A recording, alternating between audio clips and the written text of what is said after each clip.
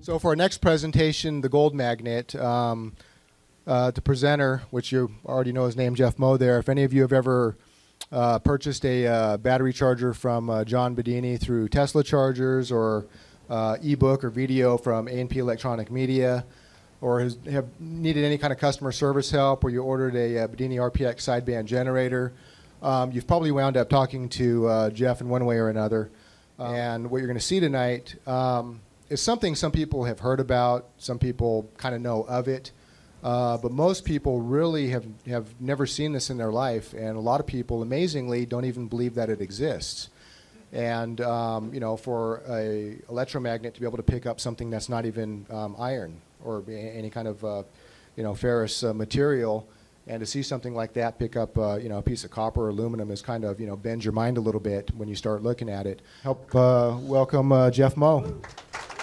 Attracting or repelling depending on the direction of the currents. So yeah, there we go. So basically, when you've got the two wires here, you can see that if the current is flowing in opposite directions, the magnetic flux, you're familiar with the right-hand rule where you point your thumb in the direction of the current, your fingers will curl in the direction of the magnetic flux. Here is a basic design of the way the magnet is built. So this is a, you know, taking a slice right through the center of it. Out here, this just shows the windings that are around the outside of it. And then there's an outer core that goes around. And then here are the copper spacers. And these can be separate, or they can just be a solid piece, depending on what you have available. And then you've got another iron core in the center. And down here is just a spacer. Here's an aluminum round.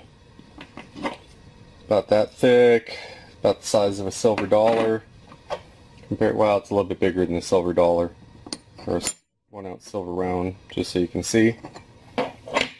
And I'm going to put that under the magnet, and it's on 1/2 inch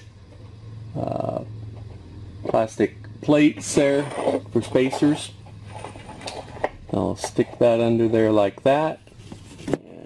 Put the camera here so we can see, and I'll turn on the power. See it.